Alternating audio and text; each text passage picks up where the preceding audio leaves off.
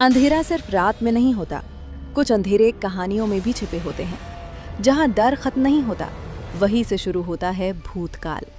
तैयार हो जाइए एक और खौफनाक सफर के लिए। एक छोटे बच्चे ने मेले से मिट्टी का खिलौना खरीदा, लेकिन उसे क्या पता था कि वो खिलौना खेलने के लिए नहीं, किसी को अपने साथ ले जाने के लिए आया है। छोटे शहर में रहने वाला 9 साल का चिंटू मेले गया था। वहां उसने एक बूढ़े कुम्हार की दुकान पर छोटा मिट्टी का गुड्डा देखा। गुड्डे की आंखें काली थीं और चेहरे पर अजीब मुस्कान थी। चिंटू ने जिद की, माँ ने खिलौना खरीद लिया। कुम्हार ने जाते जाते कहा, इसे रात में अकेला मत छोड़ना। माँ हंस दी। पहली रात खिलौना टेबल पर रखा था। रात को सब सो गए। सुबह उठे तो खिलौना टेबल पर नहीं था। वो रसोई में चावल के डिब्बे के पास रखा मिला।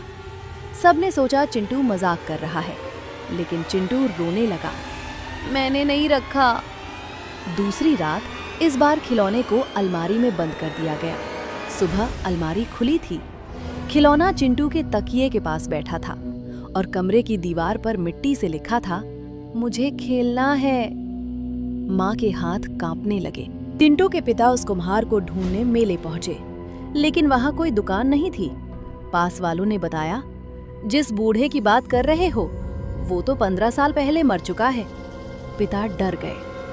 तीसरी रात उन्होंने खिलौने को नदी में फेंक दिया। घर लौटे, चैन की सांस ली। रात 2 बजे चिंटू के कमरे से खिलखिलाने की आवाज आई।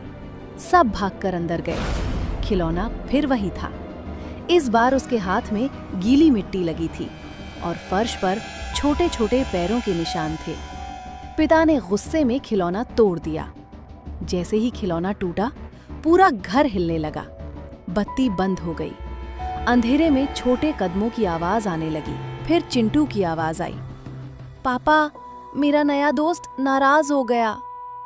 जब लाइट आई, चिंटू कमरे में अकेला था, लेकिन उसके पीछे दर्जनों मिट्टी के खिलौने खड़े थे। परिवार ने घर छोड़ दिया, लेकिन चिंटू कभी नहीं मिला। कमरे में सिर्फ मिट्टी की एक नई मूर्ति रखी थी, जो बिल्कुल चिंटू जैसी दिखती थी। आज भी कुछ मेलों में एक बूढ़ा कुम्हार खिलौने बेचता दिखता है और कहता है, बच्चों के लिए है, घर जरूर ले जाना। अगर आपको ऐसी डरावनी और रहस्यमयी कहानियां पसंद है, तो भूतकाल को अभी सब्सक्राइब करें, क्योंकि अगली कहानी शायद आपके घर से शुरू हो।